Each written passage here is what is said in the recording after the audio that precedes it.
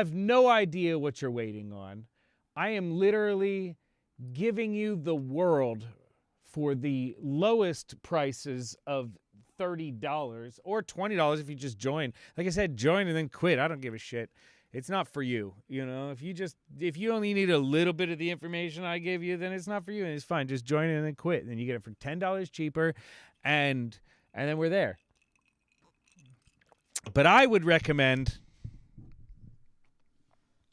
my friends, for you to purchase the course and stay around the Patreon, because you're going to learn so many things from there.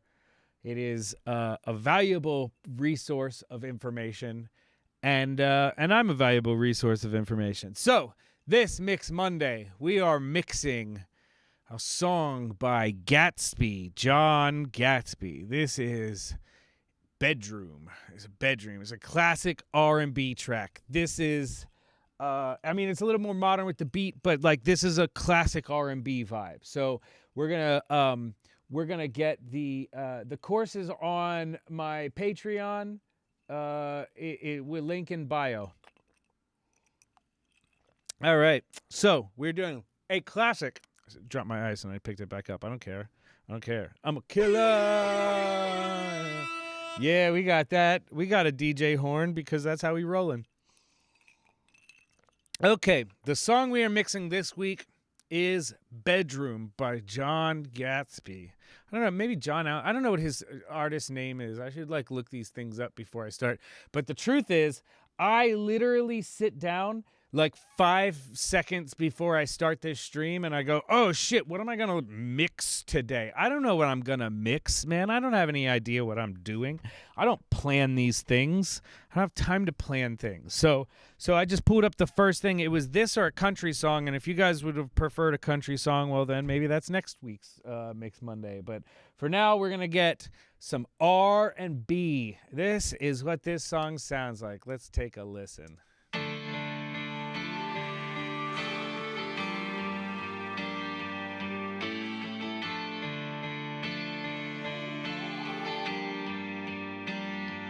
Meet me in my bedroom. Yeah. I just made a reservation. I'ma be waiting for you right here in my bedroom. All you gotta bring is your body. We can get it started. Tender kisses. Girl, you so vicious. So delicious. I can taste you when I think about it. You're so exotic. Let's talk in private. Wanna take you to so many places. We got a situation.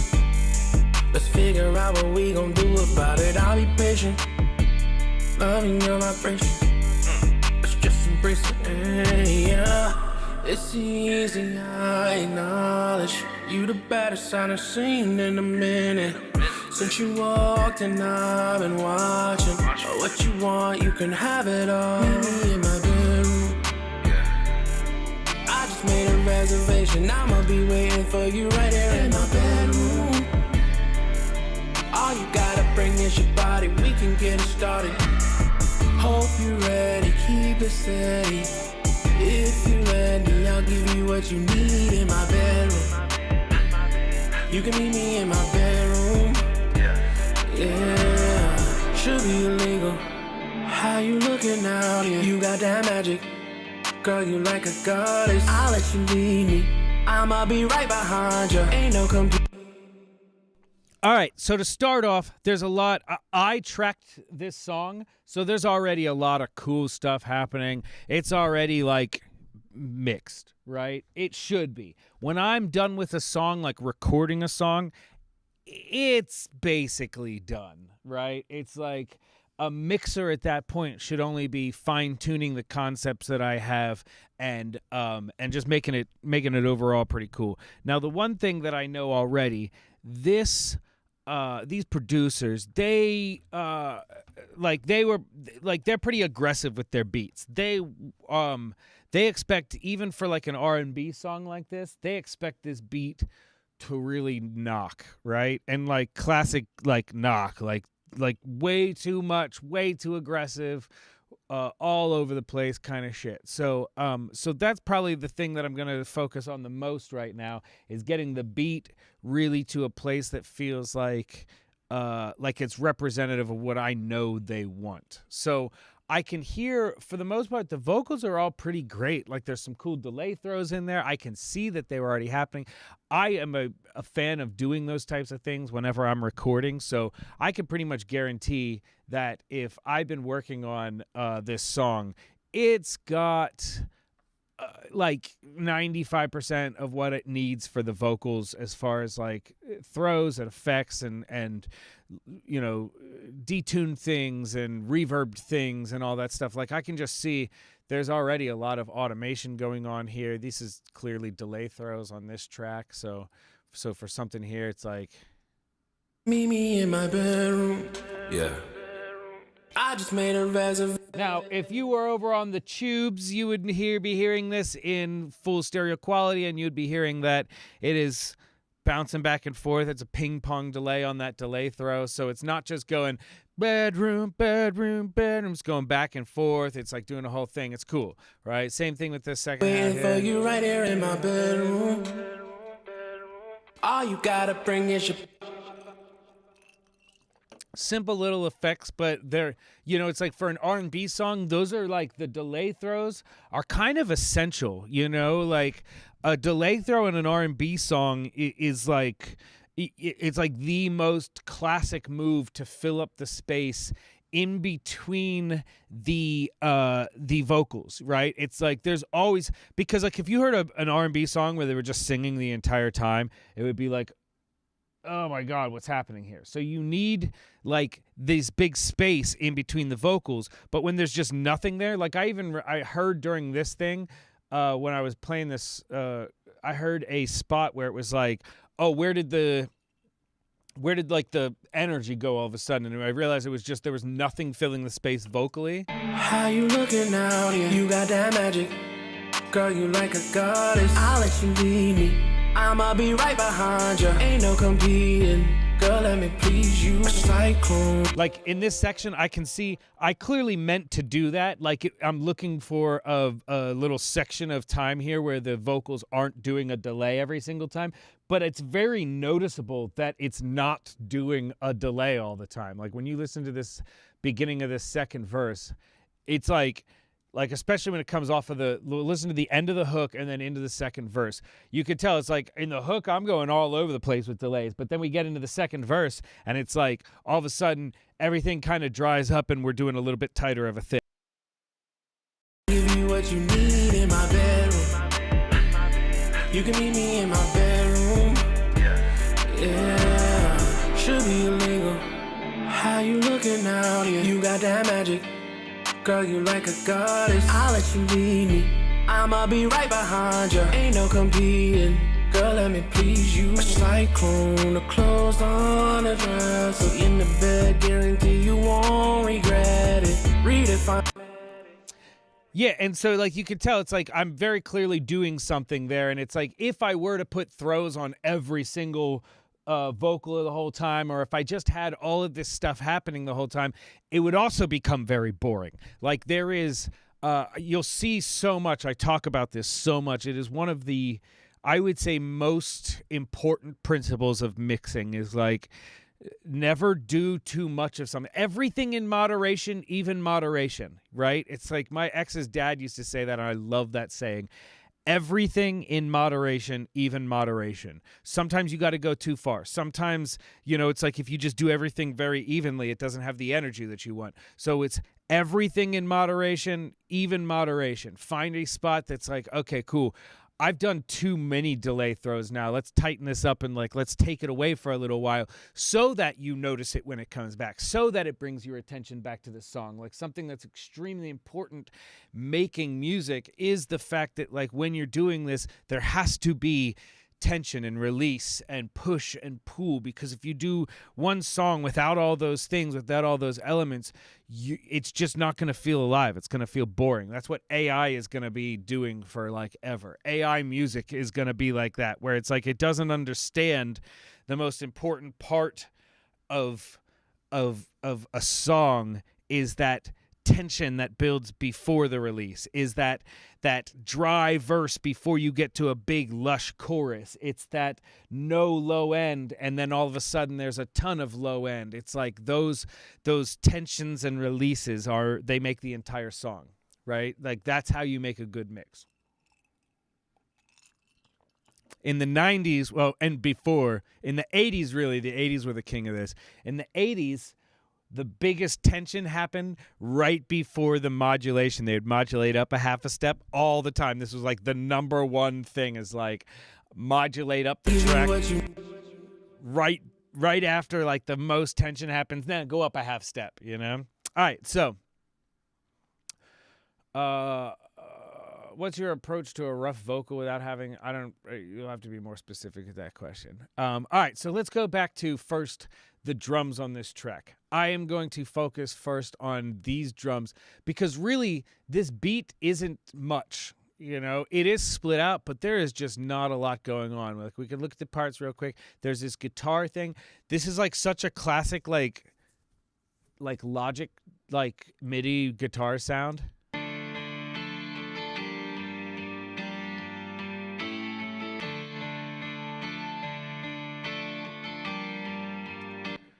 You know, which is kind of cool. Like, there's something cool about like a sound like that, but we're definitely going to have to make it cooler because right now it just sounds exactly like that. Like, there's a part of that that's kind of cool, but we need to make that way cooler. But let's start with the drums first.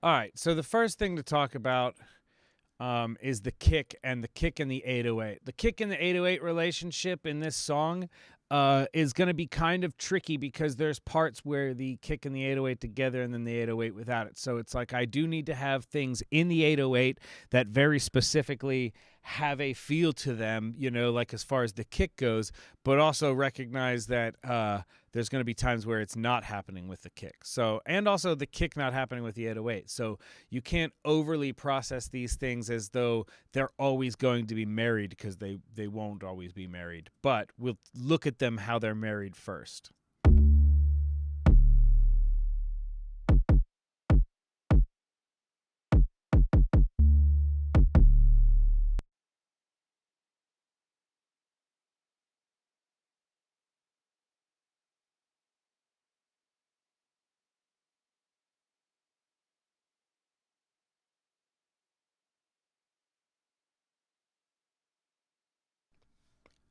The question on YouTube that I was answering but did not have my vocal mic on. The question is, if the vocal take wasn't great, but it's all you have to work with, what's your approach? You can't fix it, or you can't retrack, you just got to fix it. My theory is, and always will be, if you can't make it better, make it worse. If you can't take what's there and make it any better, then just make it worse. If it sounds like shit because it was recorded poorly, then like just make it sound like shit. Make it purposefully sound like shit. The same thing is like, other than tuning, what else is there really to talk about? If you can tune it, then tune it. If you can't tune it, like, it's like sometimes I think if like somebody sounds so bad that like you need to absolutely like tune the living shit out of them, then like they're not gonna mind if they sound tuned, mostly because they sound so fucking shitty already. Anything is an improvement. All right, so back to these drums. So I'm gonna look at this kick first.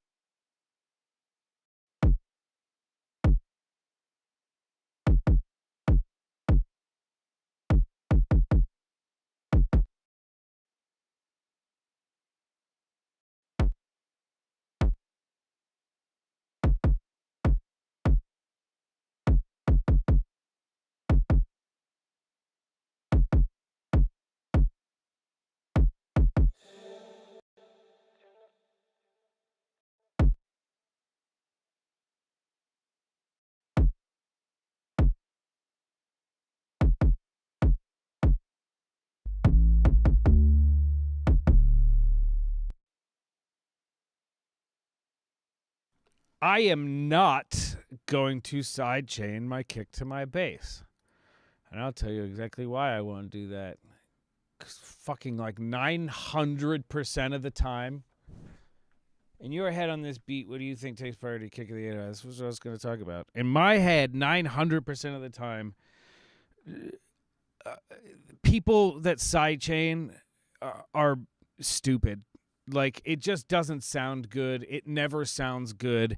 It's something that I think like it's okay. It's fine for like certain creative aspects, but like don't default to thinking that that's how you're supposed to do a kick and an 808 together. Like, sidechaining is literally fucking gross to me. I hate it. I hate the way it sounds. Like, if it's not like like a Daft Punk song, like that's supposed to be like you know, type shit. I hate whenever that happens. I don't think kicks and 808s are anything like the same. I don't think you have to ask which takes priority.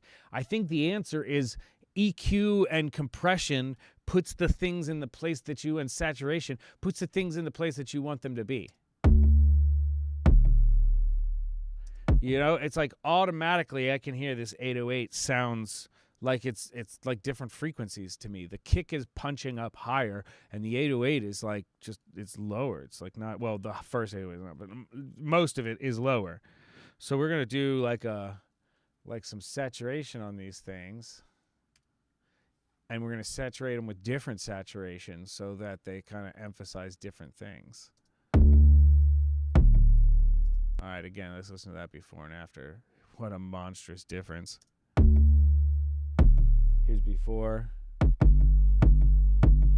Here's after.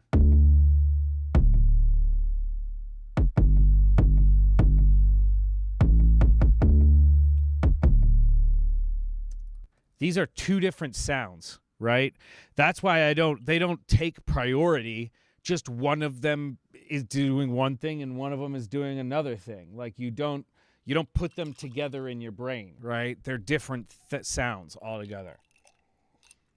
Look at that. 2 saturator plugins completely changed the feel of this entire thing. Here's before.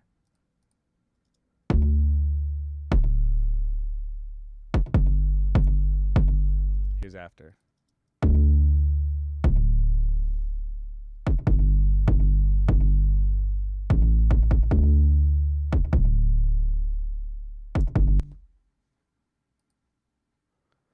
All right, so I'm kind of fine with where that is already. Let's see about maybe doing just a little bit of EQ on this guy. Somewhere around here, there's like a...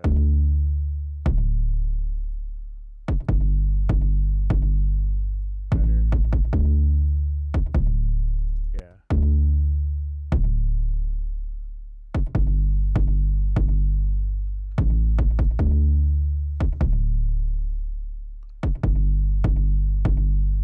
All right, hat.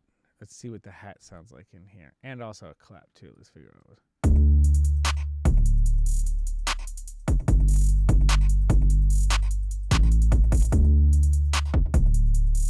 That's funny that I did that.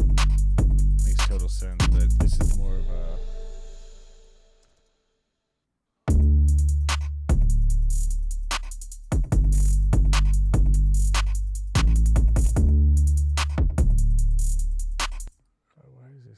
so fucking clicky.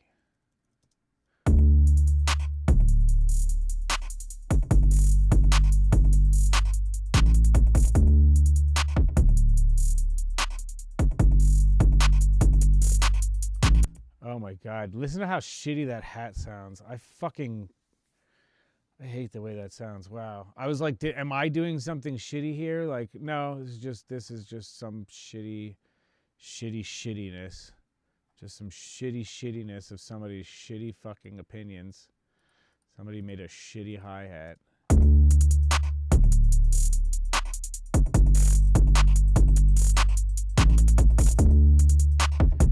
It's just so clippy and gritty and shitty sounding. So,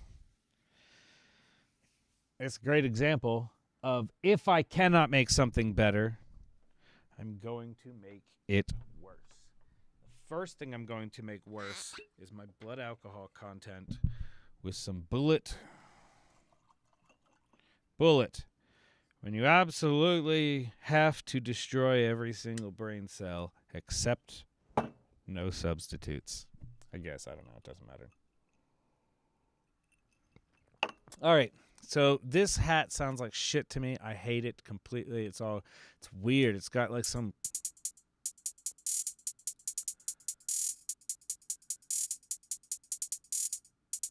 It's got some sort of weird resonance at the top that I hate. So we're going to just ignore everything that I've done to this so far. So it doesn't matter anyways because it sounds like shit. And I'm going to start all over on it.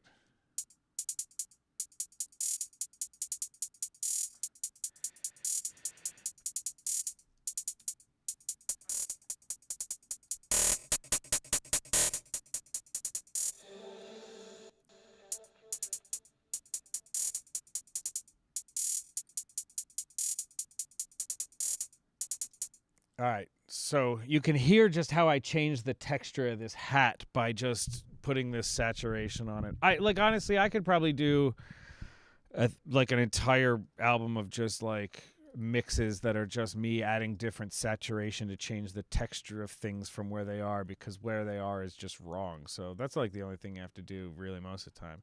I'm gonna do that. I'm gonna put some fucking reverb back on it, but I'm gonna go ahead and disregard. I mean, I would put a room reverb back on it because I do want that, but I'm going to disregard what was there and just go with like something current, because I bet I'm doing something more like this in the world now.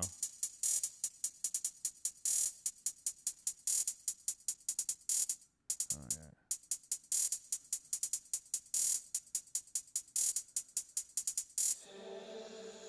yeah. All right, and I like that. Now let's use the old pan man trick, because this is like the best in the world.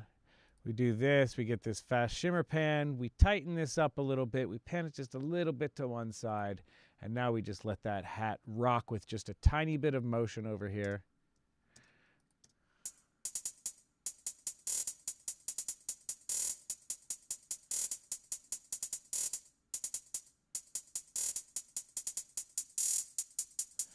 Listen to the difference in like the way that this sits in the track, right? We'll just do drums for now. But the way this sits in the track between having the pan man on and off.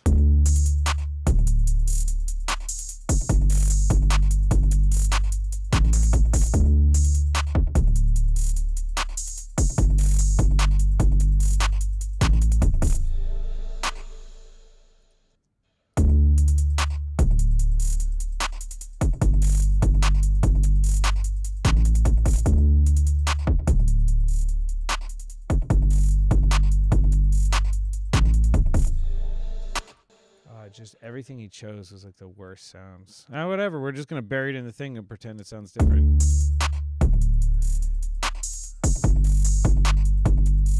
All right. So clearly on this track, I was doing big claps for the verses and small and like not reverb claps for the hooks. Yeah. I just made a reservation. I'ma be waiting for you right here in my bedroom. All you gotta bring is your body. We can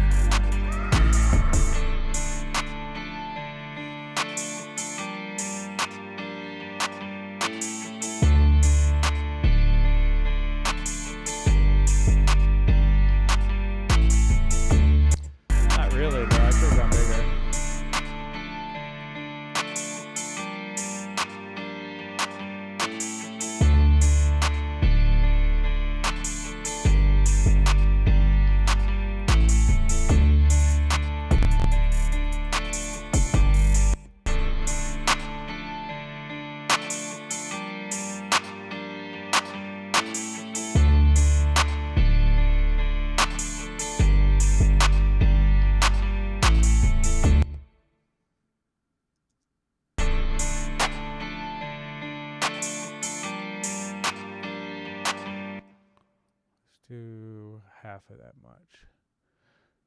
So right now what I think is that those claps feel pretty weak to me overall. They just don't have a lot of like weight to them. So I'm going to double the track and put a sound shifter. I'm going to audio suite this, like just pitch it down 3 semitones. So before we had this. Now we have this. Obviously that's really, really loud, but we turn it down.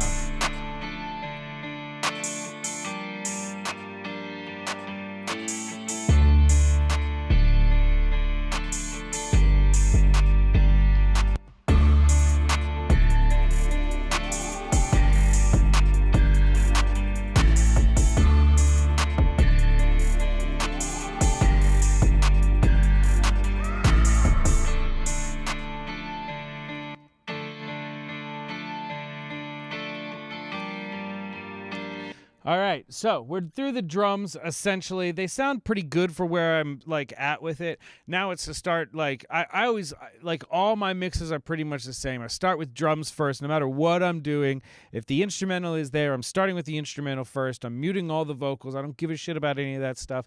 I'm going to start with the drums, and then I'm going to move bass, and then instrumentation, and then, like, you know, percussion will come after, like, drums typically, but maybe sometimes towards it. It just depends on the song itself. But I'm going to move through adding elements in and putting more stuff into the mix until it's all one big mix. But I'm going to do all the instrumentation first, because once I get all the instrumentation together, then I'll know what the whole thing is going to sound like.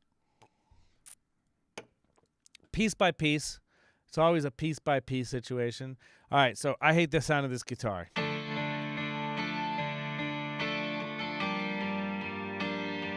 So let's go ahead and just strip it right now. We don't need any of this stuff. I don't like it, so why would I keep any of it, you know?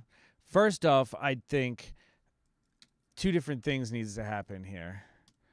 We need to have a guitar for maybe other parts too, but definitely an intro guitar. And then a hook guitar. So I'm just going to go ahead and make 2 different tracks. I'm going to bet the intro guitar and the verse guitar are actually going to be the same sound, but the point here is to get something silly, like a big difference, because we want them to feel like that. Now for the intro, I'm going to go with the old Futz box. If you guys don't know the Futz box, it's a McDSP plugin. I'm actually kind of a big fan of it, or at least I used to be. Back in the day, oh my God, like when it was like, hey man, can you get me the sound of a red megaphone? I'd be like, yeah, for sure. Bam, sound of a red megaphone. And you could like, pretty good. And I know, because like, you know, but I'm also like the type of motherfucker that's like, yo, you wanted a red megaphone, just like use the red megaphone in the first place. Why the fuck are you using effects when you have a red megaphone? Who does that? But I just do whatever. Bro, I have never in my entire life, that's not a question. What dB level do you peak with your drums? That's not a question. That, like, all right, fine.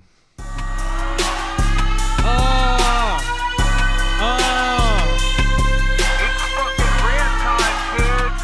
It is time for another well-deserved greasy motherfucking rant. All right, we do not give a shit about levels, right? Like, let's get this into our brains, because this is the thing that we spend so much time thinking about in our early days, right? It's like where should we be on the meter, right? If the meter is here, where should we be on the meter? The meter doesn't fucking matter, right? We are in a world of infinite headroom. The meter doesn't really matter. What matters is the sound and and that you're hitting the plugins with their desired inputs, right? So if we're talking about say, my friend, these drums. Let's say we got all these drums, and I'm going to send them all into a bus. Let's put them all into a bus. Call it the drums bus, right? And now your question is, what level do these hit on this drum bus? The answer is, who the fuck cares, right? Because we're over here being the type of people who think like, oh yeah, we gotta like, somebody else is in a pirated copy of FL Studio right now, slamming the bus until it's fucking red, and their drums sound hot, right? Their drums are like, whoa, holy shit, man. Those are the best sounding drums I ever heard in my entire life. Why? Because he does not give a shit about what the meters say. He doesn't even know how to read meters. He doesn't give a shit. What we are on a mission for is art. This is an art project. If the drums sound like they should be smashing the shit out of the fucking bus, then the drums should smash the shit out of the bus. Look at that bitch. Tell me what that reads. I don't fucking know. Now, the real question is, what happens when I put an SSL bus compressor on here, right? Now, the question is, let's just see where it hits. If this is hitting harder than where I want it to, then it's a question of how hard is it hitting the bus. Right? And I can't turn the threshold down to where I need it to. Nope. Okay, so I want to get